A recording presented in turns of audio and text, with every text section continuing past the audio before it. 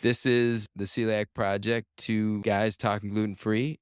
Just wanted to give a little disclaimer. We are not medical experts, doctors, dietitians, Nurses. bone experts, surgeons. We're only experts at being celiac patients. So enjoy the show. And if you're going to do any changes to your diet or need real medical advice, please go to the medical professionals. That's what they're there for. Today's episode of the Celiac Project podcast is sponsored by Taste Republic, who believes everyone deserves to eat good, fresh pasta, no matter their dietary restrictions. All of Taste Republic's pastas are certified gluten-free and beloved for not sacrificing taste or texture.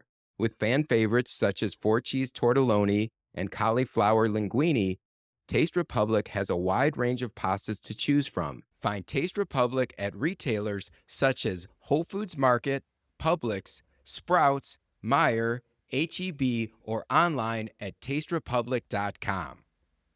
The Celiac Project podcast is proud to be partnered with Bull & Company MediaWorks, specialists in website design and digital marketing with over 20 years of experience. Go to bullcm.com to find out about all of their services. You found the Celiac Project podcast, two guys talking gluten-free. I'm Mike. And I'm Cam. And what are we talking about on today's podcast, Cam?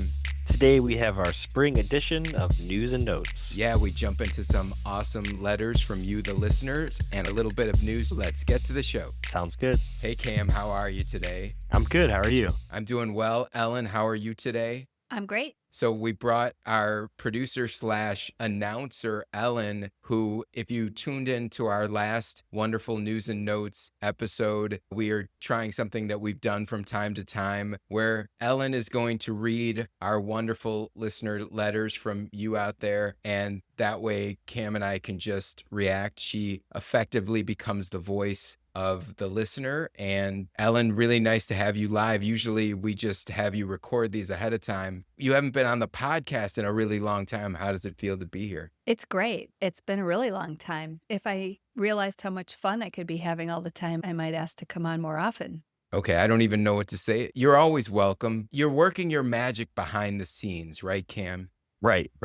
Thank you. Thank you. So without further ado, I think we'll start off today. It's become a little bit of a tradition lately. Our wonderful listener, Jim, has yet another update, and I know people have been following along the saga, so let's hear from Jim. Hi, Mike and Cam. I had a tooth pulled last week of January. 2 weeks later, the extraction area got infected. The dentist staff were on the phone for 90 minutes calling pharmacies before they found one with a gluten-free Z-Pak. That was from Meijer's.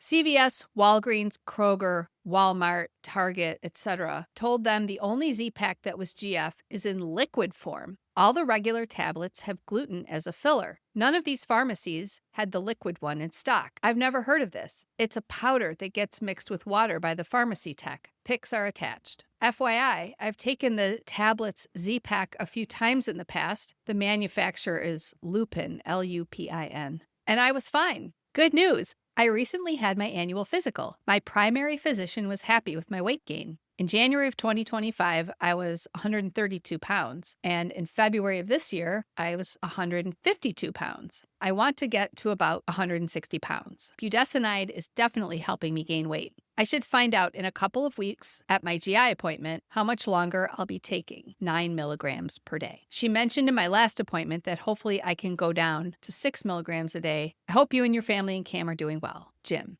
So, yeah, it's great that Jim is doing well. If you listened last News and Notes episode, I connected him with one of our TCP members and listeners, Andy, who also has type 1 refractory celiac disease. And I think it was a good thing for Jim because someone who is also on budesonide, he actually also listened to the podcast where we had Dr. Maureen Leonard. Do you remember, Cam, we went sort of in a circuitous route. We were talking about budesonide for the treatment of this very thing. And also, like, what stands out to me, I just feel like most shows now we talk about frustration with pharmaceuticals and gluten, that he had to find a certain Z-Pak that was gluten-free. And that was completely new to me, that there would be gluten in Z-Pak. What were your thoughts about Jim's note? So yeah, like you said, I was thinking about the dental aspect of it a lot for sure. because of recent things that I have had done. And like you said, it's been a topic that we've covered a couple times. It's always so weird how elusive certain gluten-free products are, like what he was talking about that they couldn't get in most of the stores. I don't know what that product is, though. I'm not like super familiar myself, so you'll have to explain that one to me. And then the other thing, though, on Jim's weight gain, that's awesome because I know that's such a huge thing. We were actually, I know you and me on a personal level, we're talking about that even for my own experience. So yeah, super happy to hear that and glad with the refractory, the budesonide is working out and that it seems to be like a huge factor in your recovery. Yeah, exactly. And if you aren't familiar, so Z-Pak is traditionally, I think, an antibiotic used for infections, very commonly used. So it's strange because I never really thought about celiac with the Z-Pak. I have a friend who has celiac who has had to take it from time to time, who has a lot of actual other reactions like allergy wise to stuff. So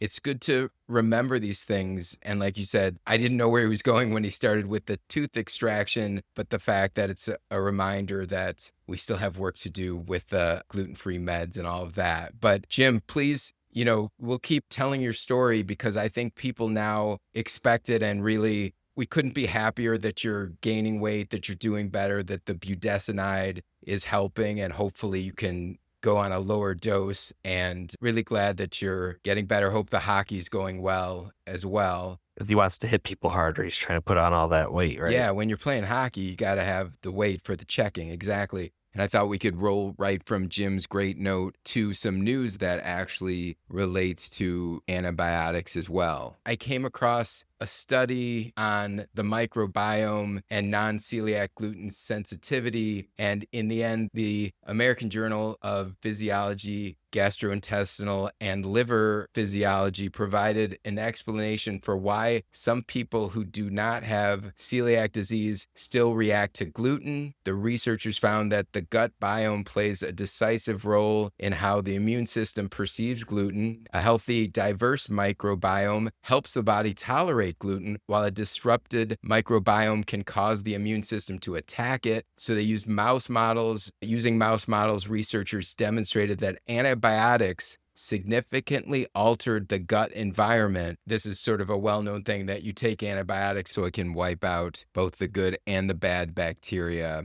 in your microbiome. And then when mice were subsequently exposed to gluten, they developed a heightened inflammatory response that was not present in mice with a healthy microbiome. So researchers concluded that the microbiome may determine the capacity for gluten to induce an immune response and offers a valuable insight into the mechanism underlying non-celiac gluten and wheat sensitivity. What were your thoughts on that? I found it really interesting. Yeah, definitely. It's interesting. I think we've talked about this before a long time ago, too. I think there was evidence pointing to antibiotic use being a potential culprit, but that they were testing for celiac, I believe, for like the prevalence or frequency of celiac disease. But this is non-celiac gluten sensitivity. And that also is interesting, though, because it's not guaranteed, but some of these gluten issues may be on a spectrum. So like potentially that's the catalyst right before it gets bad. I think about my own growing up, and I remember having two major things at a very young age that was prior to me having a lot of digestive issues then for a major part of my adolescence. So that would be like a very, very stressful medical situation, like where I had to get resuscitated and major surgeries. And then the other one was antibiotics and being on like, I don't remember what it was, but I remember like taking like 3 different medications at once, and one of them being antibiotics at least, if not more than one. Yeah. And one of my takeaways here, too, is that it's interesting. I'm guessing that they tested other substances and foods besides for gluten on the mice. And it's interesting that the whole idea that they're trying to get some clarity on the people who don't have celiac who react to gluten. And it's interesting that as I've been reading a lot lately and gluten gets vilified and everything, but there are people who can tolerate it, right? And it's Right. interesting that if you have what they're finding with these mouse models is if the microbiome is off, then they're having more of a reaction than to the mice that don't have their microbiome thrown off. So it's interesting that this makes me feel like they're getting closer to some of the issues that aren't exactly celiac, but are gluten related with people who don't have celiac. So I thought that was an interesting thing to go through today. I also think, too, we haven't brought this up in a while. It is still a bit speculative, but the more research comes out, that when you were just saying about celiac becoming more prevalent and different things becoming more prevalent, either due to antibiotic use increasing, but also then we could talk about how it's happening in some of our food sources. So like we've talked about glyphosate in the past, which is all the like pesticides and stuff like that. It does more than kill insects. It also kills bacteria. And so if there is a lot of that in the wheat or somehow like getting into the food sources through that, that could be one of the other possible causes for a reduced microbiome. Yeah, good point. Very interesting stuff. It'll be fascinating as, there's all these medications that are on the horizon, they say, to treat celiac and to see if they can develop stuff for people who have gluten intolerance but not celiac. It's going to be interesting how it seems like they're starting to connect the dots on a lot of this. But yeah, an interesting point too, like you say, that there's stuff in our food that can make a similar reaction. So Ellen, you're still with us? You haven't fallen asleep yet? No, I'm very entertained here. Okay, that's good. Can you read us our next listener letter? So this is from a listener who is not in the United States. Why don't you read that now? Okay. Hi, Michael and Cam. Thank you for sending the documentary. I was very moved to watch it. It's such an important project. I will show it to my daughter. I hope you're in contact with Celiacs UK, who could organize some screenings. My father was only self-diagnosed at 50 after years of suspected tropical diseases and died shortly after from other complications. But I've always wondered how much damage had been done due to his symptoms by celiac. Due to my knowledge, I was able to insist on my daughter getting tested at her first signs of celiac disease, although it took several years, several tests, missed school, and persistence to get a conclusive diagnosis at age 10. I am sure you've thought of including a chapter on gluten-related neurological disorders. I imagine the U.S. having advanced research institutes on this already. In the U.K., the key center is the Sheffield Institute of Gluten-Related Disorders, led by Professor Marios Hadjivassiliou. On another note, I also hear that the Italians do routine celiac tests at birth, an interesting comparative study. So much brilliant information and moving people in your film. I hope it spreads far and wide.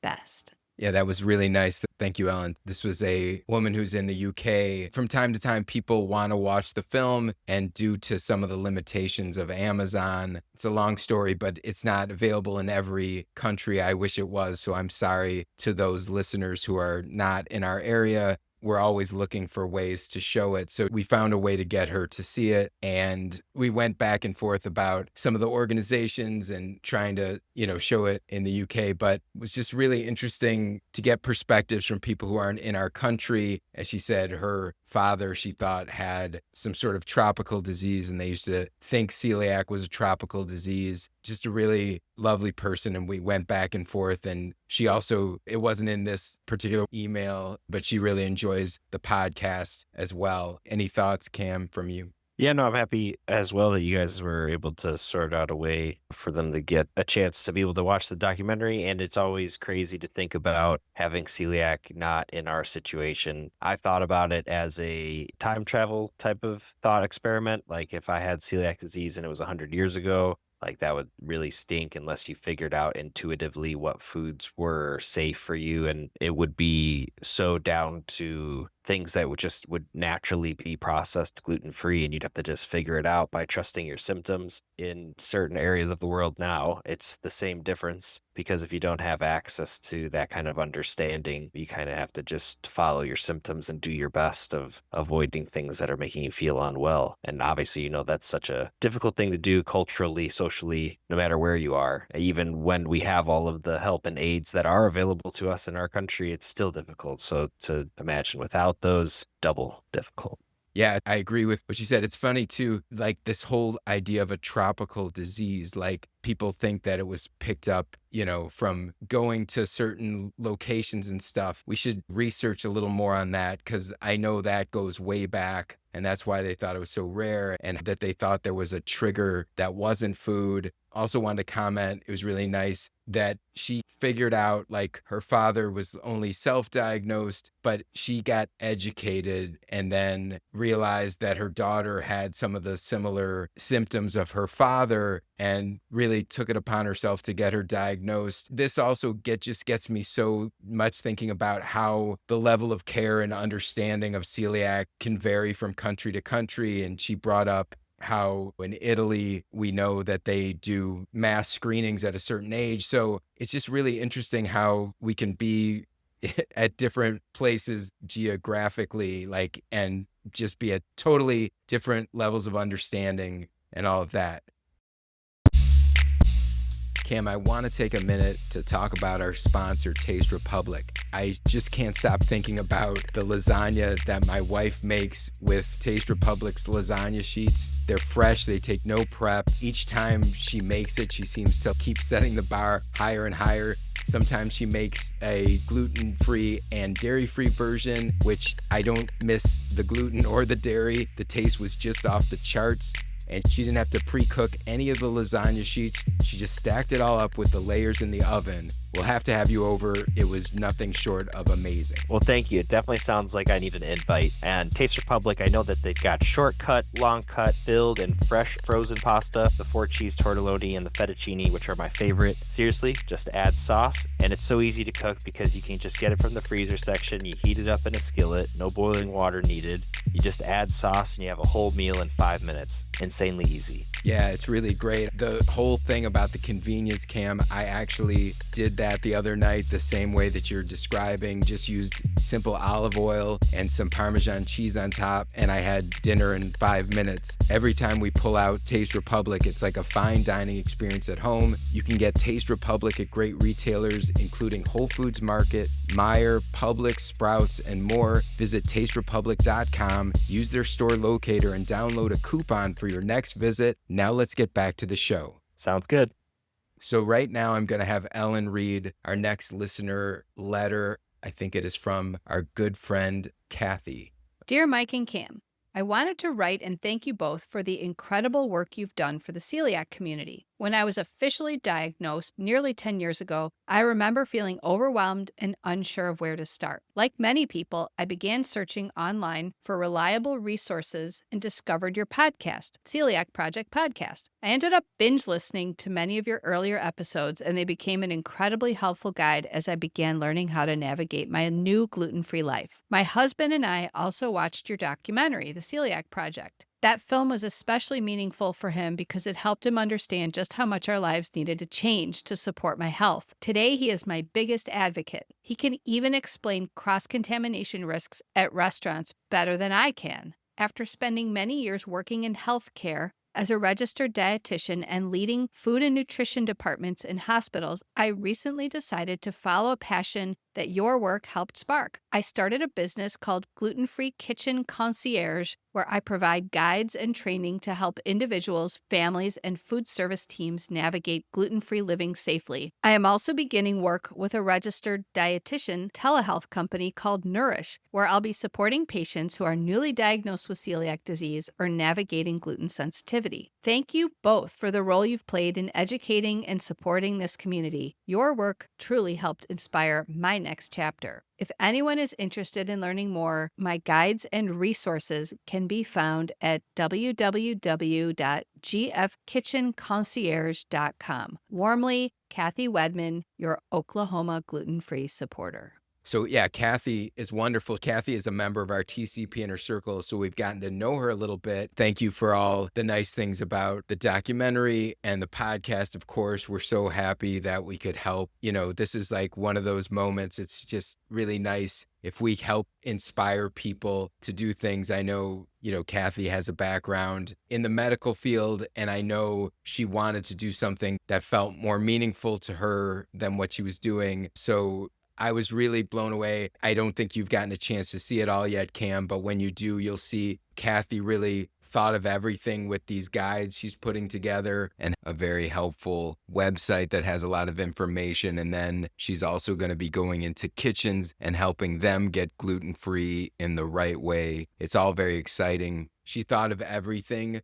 So it's really great that there's going to be more resources out there for people to use. Again, you can go to gfkitchenconcierge.com, as Ellen said, to check that out. What were your thoughts about the work Kathy is doing? I love what Kathy is doing, and I'm so happy to hear that we were a part of the inspiration. That's always makes me so extra happy, because I know you and I, we've said it a million times, but that is one of the biggest reasons that we started this podcast. And we've heard now a couple people that have been inspired, that have started their own businesses or gone down a new gluten-free celiac professional path from something that they heard. And so that's great. That's all we want to do and hope for. And I'm so glad that Kathy is doing that, because this means that there's going to be more places that are going to be safe, because I know Kathy will have a great system in place to be able to teach and train and help others out there. So I love it. Yeah, thank you, Cam, for bringing that up. She made these guides and a website, but she really wants to go in and help kitchens become gluten-free and go through the steps that they have to, which is so important. And she couldn't be doing this more from the right place. So if you're out there and you're a listener and you've started some company that you are trying to make the world a better place for those of us living with celiac,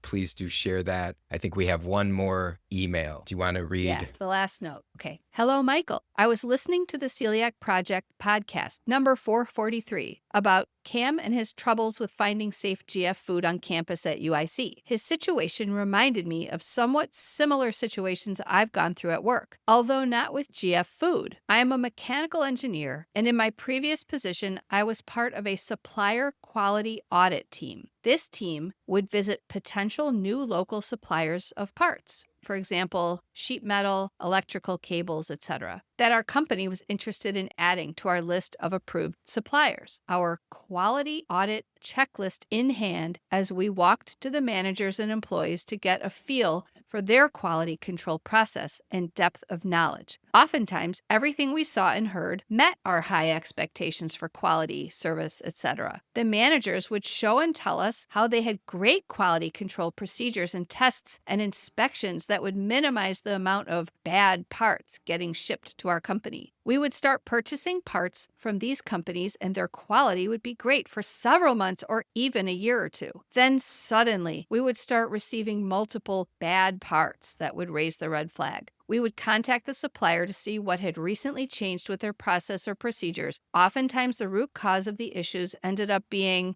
quote, so-and-so recently left the company, end quote. I thought this story relates to Cam's situation on campus when he was glutened by eating the GF food. Even if these campus food courts or restaurants have the best procedures and inspections and double checks, it all comes down to the people that are part of the process. If that one really important person leaves the company, the whole process starts unraveling. Sorry for the long-winded story. On a quicker note, my family and I recently were in the area of the town of Hinsdale, Illinois. Of course, we had to go to Sweet Allie's GF Bakery. It's one of those places that you plan to buy 2 small items from, but you leave with a big bag of goodies. I strongly suggest anyone with celiac to visit this nice small bakery. It's in a great area where you can walk around and enjoy other little shops by the train station. Talk to you later. And that was from Andy. Thank you, Andy. Thanks, Ellen, for all the great reading today. I'm happy to be here. Thanks for having me. Yes, it was great to have you. Good to see you, Cam. Good to see you too. Thank you. Yeah, Cam, I'll let you start. It's funny. Well, first I'll say thank you to Andy, and how funny it was because I think you go to the same school that he went to. So I thought he was going to start giving all these great tips, but I love that he took it in a whole other direction. What did you think? Yeah, I think he was so right about what he said, and the common thread that he had mentioned about so-and-so leaving the organization and it all falling apart and either needing to start over or it never gets fixed again is so true. I've noticed that, I did not do that as a profession, unlike Andy,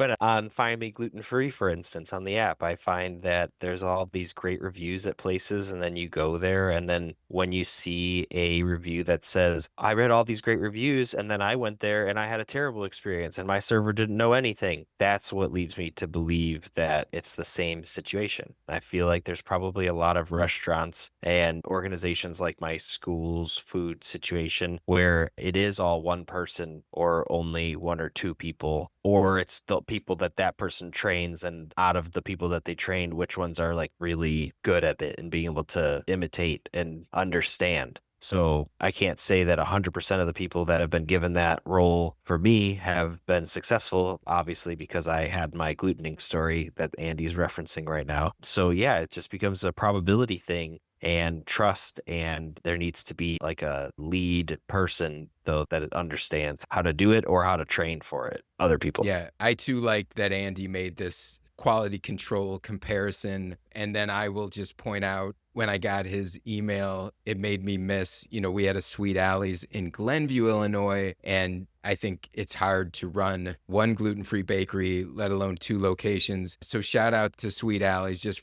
one of the best of all time. And Alley's great. Jessica, when she was little, got to do some cooking classes at the Glenview one. So that made me miss Sweet Alley's. But yeah, I agree that was a really neat comparison. And we're going to grill Andy on places to eat at UIC next time I talk to him as well. And maybe things have changed since he went there. So let's move on. I had one more little news item today. And there was a study, and it had to do with the global prevalence of the adherence to the gluten-free diet in patients with celiac disease. They did a systematic review with meta-analysis, and the main takeaway was that about a third of the celiac population wasn't adhering correctly to the diet. So does that mean potentially accidentally, potentially on purpose? Like they're all one basket? That's the 1/3? Yeah, it's pretty unclear, but they did say that it didn't have to do with newly diagnosed people. There was no difference in that 1/3 of people when you were diagnosed. If you had been diagnosed recently or a long, long time ago,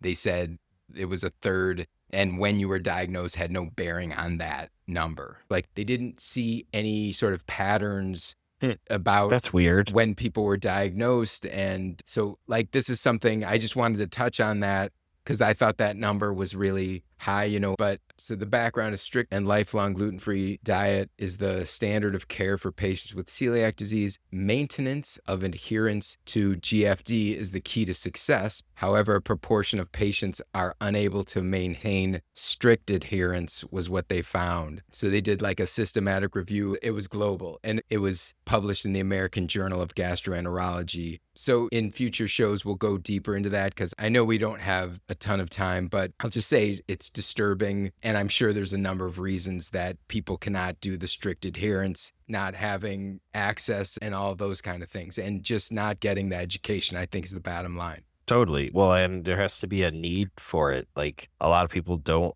offer gluten-free things at their restaurant because it's not affordable. There's not as many people that want it as the total demographic as a whole. And so if you're in a different area where things aren't as economically sound, then there's even less of a reason for there to be a gluten-free, safe place. Like, why would anyone go through all that extra effort? Yeah. Exactly. It would have to be purely out of love, which is why then your family or yourself is all you can count on in those situations, I would say. Right. Well, and I think something else that is not related to that part of it, but is related to each person's personal choices is that we all have a different level of reaction that we can sense. And I say this all the time. Right. Just because you're not having a physical reaction doesn't mean you're not doing damage to your system, to your small intestine and all of that. So I think some people maybe don't adhere because they don't feel a reaction or they have vague or little reaction. And I think this is why it's important to have the secondary care from your medical community and to get backup tests like bone density and TTG and stuff, because you should at least know what's going on. Even if you're not having those big reactions, it's good to have a doctor who understands it, making sure that you're not doing invisible damage, right? Right, exactly. Well, Cam, this has been so much fun. Another news and notes under our belts. And as people are listening to this, I feel like spring is here. So we can officially say it's springtime. Hope everyone out there is having a wonderful, safe, and healthy spring, and we will see you next time. Sounds good. See ya. We have a special offer for you now through Celiac Awareness Month. Yeah, now through May, our wonderful sponsor, Taste Republic, is partnering with us to offer anyone who joins our TCP Inner Circle with some awesome gifts. If you sign up for $5 a month for a year, we'll send you a $10 Taste Republic coupon so you can try some of their amazing fresh pasta on them. And we'll send you one of their eco-conscious organic tote bags, perfect for those grocery store runs. If you join our TCP Inner Circle for $10 a month for a year, Taste Republic will also give you a really nice apron so you can show off your chef skills and style. And we'll send you a Celiac Project t-shirt, our way of saying thanks for letting us support you on your gluten-free journey. With some free Taste Republic pasta and some great swag, you can look fresh and cook fresh. The best part is that as a TCP Inner Circle member at any level, you get to be a part of our hangouts with us and other members once a month. We love our incredible listeners, and we're always learning something from one another. This offer is only valid in the US. Go to patreon.com/celiac project to join or to find out more about how we are making a difference in the celiac community. Come join us at our next TCP Inner Circle hangout.